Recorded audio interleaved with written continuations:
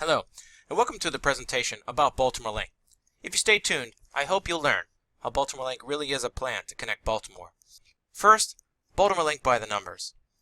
In the BaltimoreLink plan, we really focused on frequent transit service. In our previous work, we heard from riders again and again that frequent service is very, very important. So under BaltimoreLink, we improved the number of frequent transit lines. A frequent transit line is a line that comes every 15 minutes or better, at least between 6 a.m. and 7 p.m. on weekdays. There are far more frequent transit lines in BaltimoreLink than in the current system. In fact, the number of frequent transit lines increases so much that over 131,000 more jobs will have access to a frequent transit line, and 205,000 more people will have access to a frequent transit line. That is a significant improvement over today's system. An increase of over 33%. Under BaltimoreLink, we also increased the service area by 18 square miles, adding 30,000 more people to the transit system that today do not have transit at all. While doing that, we are maintaining transit service to over 99% of our current riders and improving the amount of service to major regional job centers by 13%. BaltimoreLink represents a $135 million investment in both infrastructure and operations for this region. So what is in this plan? There's a lot of pieces and a lot of detail, the hallmark of which is really the complete bus network redesign and the introduction of a new type of service we're calling CityLink. I'll give you more details about that later. But supporting this complete redesign of the bus system are also investments in transitways, transit signal prioritization, transit hubs, new signage and bus stop improvements, and many other elements, and I'll unpack these later. There's other elements to the plan, all of which are listed on the right, and I'll give you more details as well. So there's a lot of pieces to this plan, but first, let's start talking about how we got here. So this plan was not created just, out of thin air. There was a lot of data analysis and public outreach done under what was called the Bus Network Improvement Project, or BNIP, B-N-I-P. First, of course, was conducting an analysis of the existing transit system. Where is the ridership? Where are people getting on? What does the on-time performance look like? That was the first part of the analysis. The second part of the analysis was conducting a regional analysis, looking at where are the people going to, where are the jobs projected to be, and this was all part of the BNIP data analysis. Under BNIP, we also held several outreach events, 25 different events receiving over 1,500 comments from riders about what they wanted out of the transit system. Those public comments were used in the creation of this plan. Now this plan puts together a system called BaltimoreLink. BaltimoreLink system has many different pieces to it, or different types of service. Here you see them listed: CityLink, LocalLink, ExpressLink, etc. And so each one of these all serves a role under this unified link system. And I'm going to talk to you about each of these. First, let's start with CityLink. The CityLink routes are the 12 color-coded high-frequency routes in the BaltimoreLink system. They really form the backbone of the transit system. They connect with light rail and with metro and with each other, creating this one transfer system out of CityLink, light rail, and metro. These 12 color-coded high-frequency routes operate on almost all the major radio corridors that operate in and out of downtown. Think of York Road, think of Bel Air Road, think of Liberty Road. All of these major radial streets have a CityLink service. In fact, 78% of our current ridership activity occurs on a CityLink route or a CityLink corridor. These CityLink services operate at least every 10 minutes during rush hour, 15 to 20 minutes during the off-peak, and every 30 minutes late, and maybe a little bit less frequent into the very wee hours of the morning, but they are frequent service operating almost 24 hours a day. When these routes come into the downtown area, they form a high-frequency grid in the downtown area. And now, so also many of the CityLink routes do have short-term alignments. That is, that certain sections of them might operate on select trips. That's usually true for far distant sections that are way out in the suburbs. So let's take a look at how BaltimoreLink and CityLink will change the downtown. So this is a map of the current system in the downtown area. Across the top of the map, we have North Avenue. Right here, Patterson Park is over here. Of course, we have the harbor, and then here's West Baltimore Mark Station to give you an idea of what you're looking at. This is the current bus system. All these routes coming in from all different parts of the region into the downtown area, all being forced into this very, very small, narrow funnel of Baltimore and Fayette Streets and Pratt and Lombard Streets. Almost all of the bus service is on that small corridor. And what happens? Buses get late upon each other. They block the bus stops, so you have buses lining up and people can't even get off the bus because they're stuck on the bus waiting to access the bus stop. In fact, we actually get in our own way on these corridors. There's too much service in this congested corridor, and operationally it's just not working. And also, this type of service design forces people on the west or east of Baltimore to have to go downtown in this congested area just to get back out. And so we realized in talking with routers that that's not the type of routing that they wanted.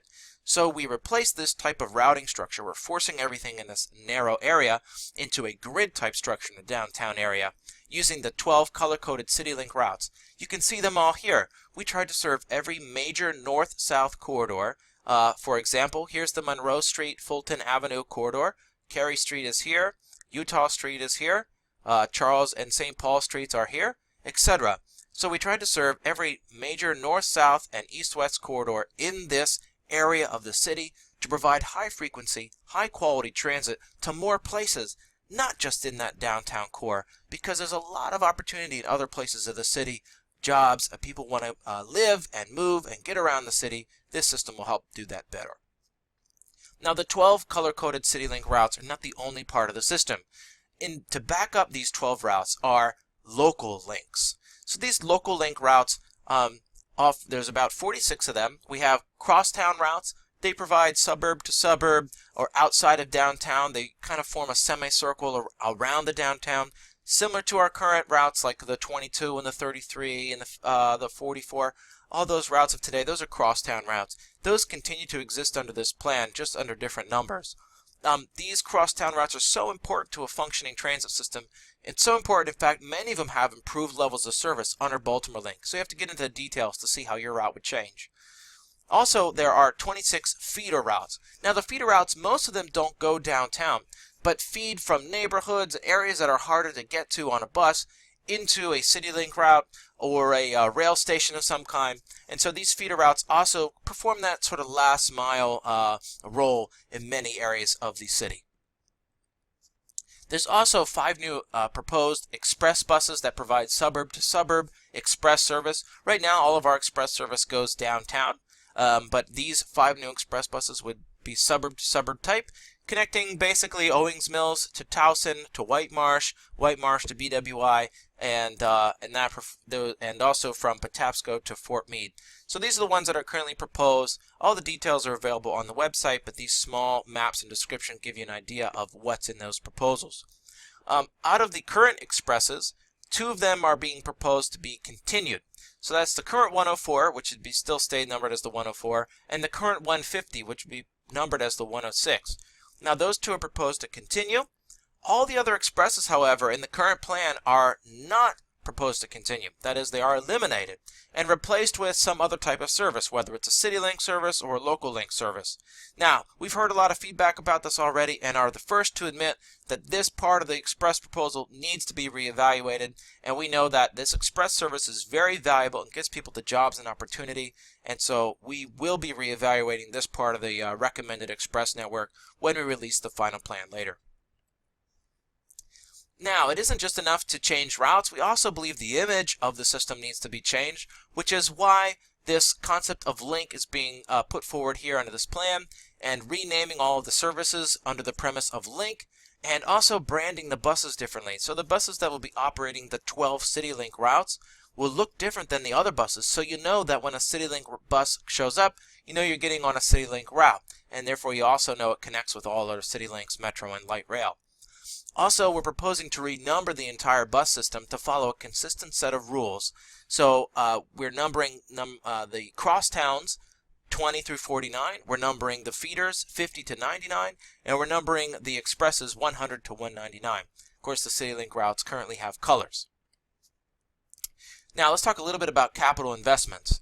The plan contains resources to build or construct or paint transitways and transit-only lanes. Now, the corridors are still being worked on collectively between the Baltimore City Department of Transportation, Baltimore County, and MTA. However, our goal out of this is to try, to the extent possible, get our buses out of traffic. The people on the bus deserve the best possible trip they can have, so what can we do to speed up their trip and make it more reliable? So bus-only lanes, transit-only lanes, they're a very important part of that, and we're working right now on fine-tuning where those corridors are going to be. Same thing goes with Transit Signal Priority, or TSP. TSP is a technology that allows a bus to get through a green light because it communicates with the communicates with the green light as it approaches, and actually tells the green light, hey, I'm coming, and the green light stays green a little bit longer just so the bus can get through. Or the red light, if the bus is waiting at a red light, the bus communicates with the signal, and the signal says, hey, I'll turn green sooner so you can get on your way faster. This helps over time to improve the reliability and overall speed of the trip for our passengers. The plan also contains investment in transit hubs. You see one pictured here, just an example of what a transit hub could look like. We're still identifying the right locations and places and have a lot of work to do in order to get these constructed and up.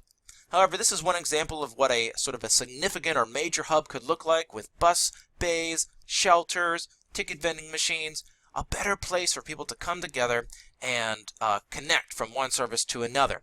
We're also looking at what I'm calling mini hubs, which are places where people can transfer from service to service using having better shelters and signage and wayfinding or signs that tell you where to go at these mini hubs. So the plan includes all of that to make the overall experience much better for our riders. The plan also includes a program called Safe, Secure, and Clean. This is enhanced safety and security by adding 10 additional police officers to help keep riding the system and keep it safe and secure. Also some safety enhancements to light rail, and an initiative to improve the cleanliness of our vehicles. This includes not only enforcement of the restriction on eating and drinking on MTA vehicles, but also enhanced cleaning activities to help keep the vehicles clean throughout the day instead of waiting for them to come back into the yard. Now that's sort of the overall. There's some minor or smaller components of the plan that are listed here, and I'll go through them really quickly.